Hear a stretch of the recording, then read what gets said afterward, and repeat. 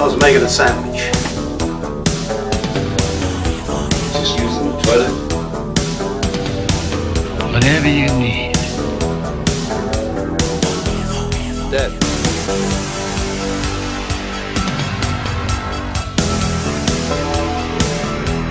Charles Bronson. Goodbye. Death Wish 2. He's doing it for you. Hello and welcome back to the B-Movie Rollout. Now I know what you're thinking. I'm reviewing another Death Wish movie. And it isn't the one where he's running around shooting a machine gun from the hip? Yeah, I know. Truth be told, I wasn't even going to review this one. Until I saw this clip on YouTube, which is a debate over the quality of Death Wish 2 between director Michael Winner and critic Anna Raeburn. Raeburn and others hated Death Wish 2, so she sought to take him to task over it. In fact, for this episode, I'm going to try to frame my review in the context of this debate and offer some of my own points, because I agree and disagree with some of the things both of these people say. If that makes any sense. Now let's get to it. Here's Death Wish 2, The Death of Death. Oh wait, no, that's not right.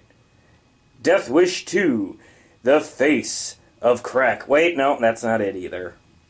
Death Wish 2, The Quickening. Actually, it's just Death Wish 2. Roll it.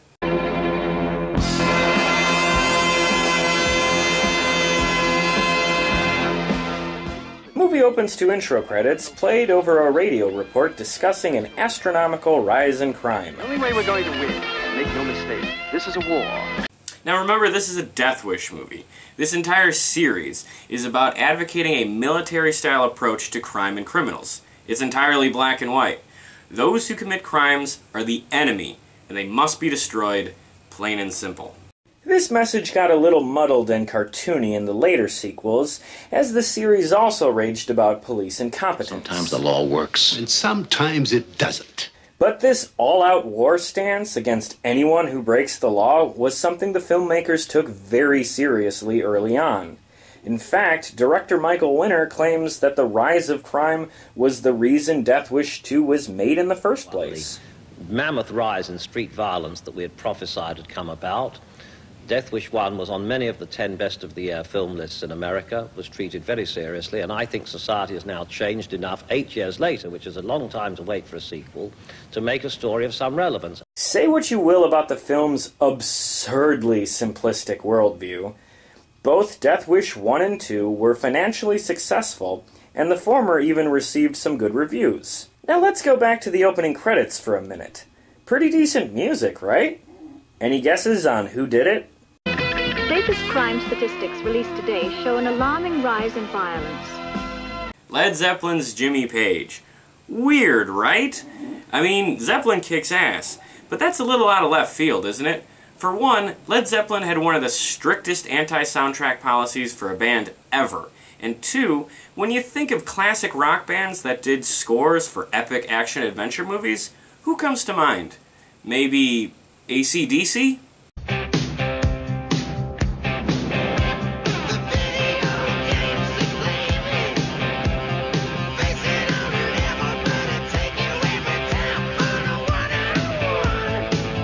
Or how about Queen? Gosh! Ah! Savior of the universe! Okay, Flash Gordon sucks, but Queen's soundtrack almost makes it worthwhile. Now let's see, who else? Well, I guess Toto did the Dune soundtrack, so there's that. Oh! How about Shakedown by Bob Seger from Beverly Hills Cop 2? Shakedown, breakdown, take down, everybody wants into the crowd alive. Breakdown, take down, you're busted. Or what about that song by Eric Clapton and Sting from Lethal Weapon 3? I hate to say it, I hate to say it, but it's probably... You get my point, right? All of these artists did other soundtrack work too, you know. So when you think of classic rock artists who do music for movies, there's like a list. And Led Zeppelin is nowhere near that list. So this catches me a little off guard. Now I'm not saying it's bad necessarily. It could be awesome. I mean, let's remember who Jimmy Page is.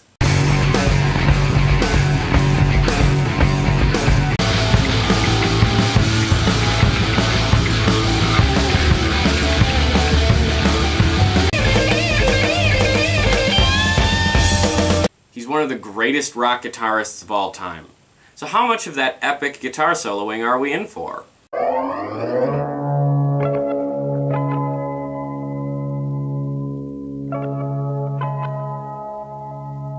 Not very much. It's mostly moody and atmospheric stuff. Certainly not terrible, but nothing to really write home about either. And I don't think I'm alone in saying that. Very uneven music. It's a bad movie. It won a Razzie for Worst Soundtrack. I don't know if it deserves all that, but if you're expecting it to be a sneaky way to put out a greatest hits compilation, or it to feature some fist-pumping anthem, you will be disappointed.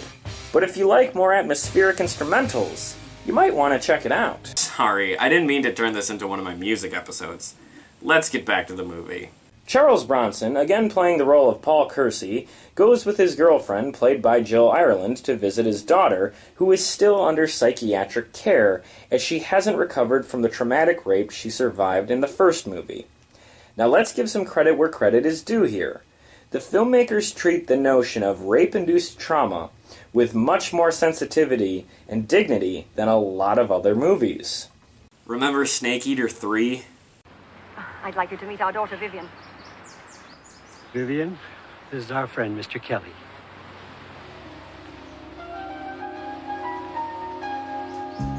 Oh, that's enough, dear. They go out for ice cream, but Kersey is mugged by a group of hooligans, including a young Laurence Fishburne. Kersey responds with his trademark phrase, "Hey! Hey! Hey! Hey! Hey! Hey, that's my car!" They get away and use his stolen license to find out where he lives. When they arrive at his house, they break in and brutally rape his housekeeper, which is the most infamous scene in the film. I can't show it, but it is very upsetting, and a huge source of controversy. Rape, which is nothing new, regrettably, is a terrible thing, but it does happen. It is very much on the minds of the public, and I see no reason why any subject should be excluded from drama. I feel Winter makes a fair point here, and his follow-up about the heavy-handed British censor is even better, but that's not what we're talking about today. I would like to say that I think we are talking about rape very gently and nicely, and in fact the sequence, although it involves rape, also involves sodomy. It is, however, worse than nasty. It is dangerous. It is dangerous because it is coy. So what you're doing is you're selling an image of power and violence. You know, that's another fair point. But unfortunately, Winter's response is reprehensible. I don't see anything wrong today in showing what goes on in life. It was not done. But it isn't like that in life. I'm sorry, well, you Mr. don't Winter. know, Anna. You've never been raped. Have you ever asked me? Well, have you been raped? Yes, I have, as a matter of technical interest. Is it of any relevance to your film? No. Wow. You know, I'm trying to see Winter's point in all of this, but you can't expect to ask a woman so flippantly if she's ever been raped and get a positive response. He's laughing when he asks her this, and even if she had said no, he would have still looked like an asshole. The center of the story is not the 15-minute sequence which builds up to... Minutes. No, excuse me, the 15-minute It felt like about an hour, I must say. If you do watch this debate, you'll find that the moderator is, like, beyond an idiot. What is frightening about your film, excuse me, is not the rape sequence, which everybody's getting so very heated about. Everybody meaning you. I don't get it.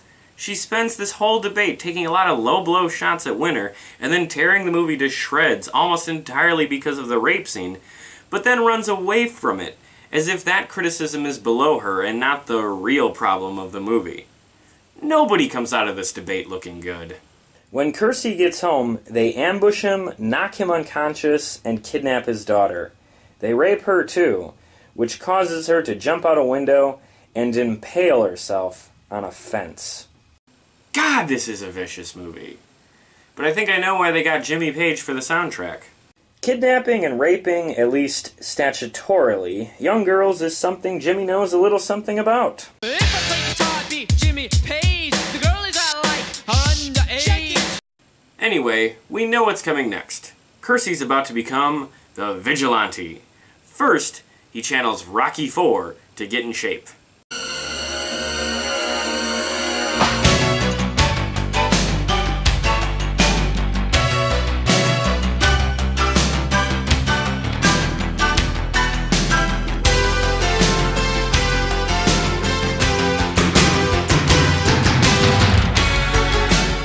And then he tracks down the gang members one by one, starting with the guy with the stupidest haircut I've ever seen. You believe in Jesus? Yes, I do. Well, you're going to meet him.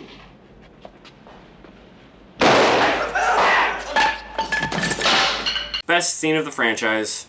He then rescues another woman being raped by one of the muggers in a parking garage. Oh, so that's where Death Wish 4 stole its opening from.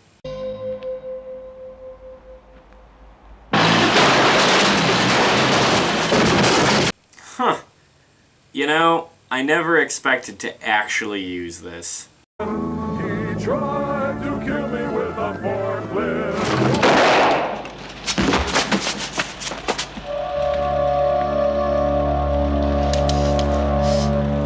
Hey, watch out, asshole!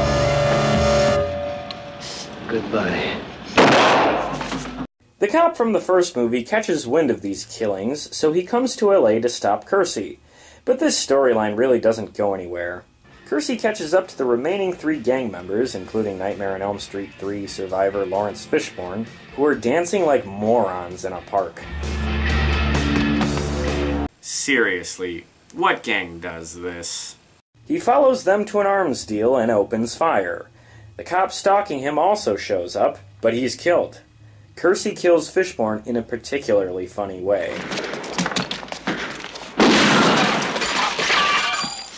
You know, he might have survived if he had visited Q Branch.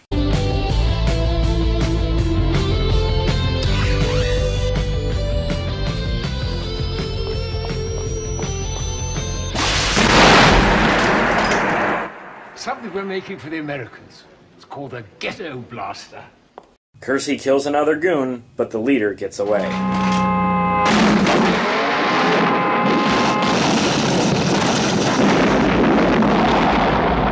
The police ID the leader and catch up to him the next day.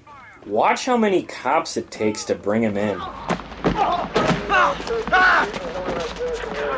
Okay, fellas, let's get it. Hold on. They would have had an easier time with the Hulk. Because the guy was clearly high on PCP, they send him to a mental hospital, so Kersey has an opportunity to strike. He steals an employee's ID so he can infiltrate the hospital. I wonder if that's where Dr. Richard Kimball got the idea.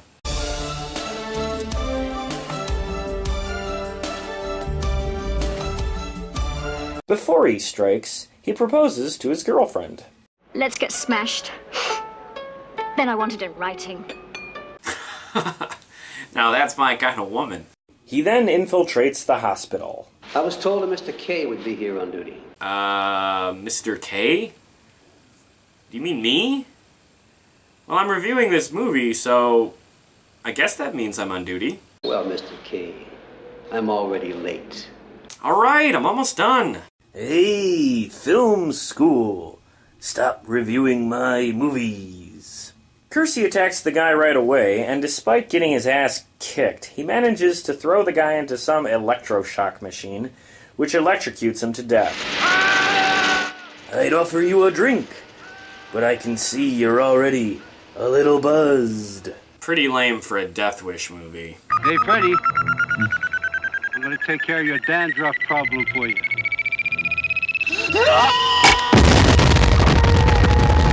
Well, not that bad. The film concludes with Kersey's girlfriend discovering evidence of his killing spree, so she leaves town without her engagement ring.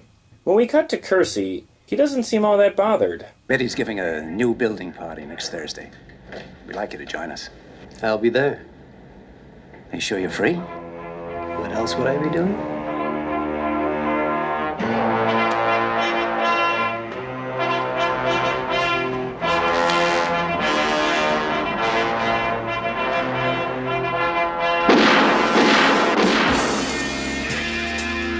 And that's the end of Death Wish 2.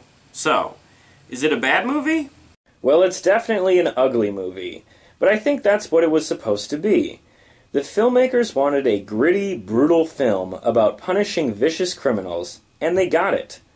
If you watch it for what it is, I think it's effective. However, it is certainly not so bad it's good, like the other sequels. Death Wish 2 takes its controversial message very seriously. And as for the rape scene, I don't think it's necessarily exploitive. Unsettling and unpleasant, yes. But Miss Raeburn suggested that it was coy, and I disagree with that. Any other criticisms? What is frightening about your movie is it's so bad, and it cost $9 million. The dialogue is something which you wouldn't give an amateur dramatic group in Toxteth in the Marsh. Very uneven cinematography, very uneven music. It's a bad movie. All right, well, that's really just opinion and some cheap shots. Anything a little more tangible? The acting is wooden. You have a wonderful presence in Bronson, who I don't think has ever really been very well used. You have a dreadfully wooden Jill Ireland, saying lines which in an English accent grate on the ear. I disagree. Bronson's fine, and although Ireland might be a little stiff, she's certainly not unpleasant. Closing remarks? One final sentence is that it is obviously very much on Mr. Winner's mind to be sodomized. I hope it happens to him soon. And now she's being an asshole about rape. Full circle? Anyway, watch Death Wish 2 for yourself, and if you want, check out this debate, as it is quite interesting. But most importantly, draw your own conclusions. As for me, I appreciate Death Wish 2 for what it is, but I like it for what it isn't.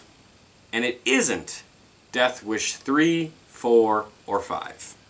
Here's Charles Bronson sitting up there. Get up and shoot somebody. Anyway, I'll tell you this.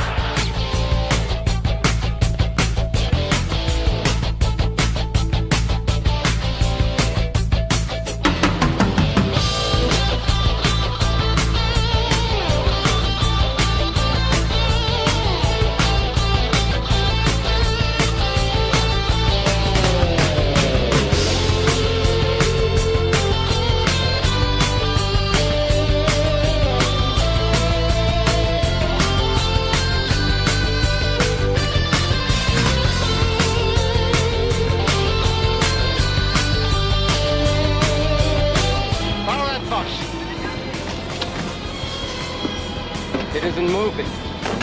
When it moves, follow it.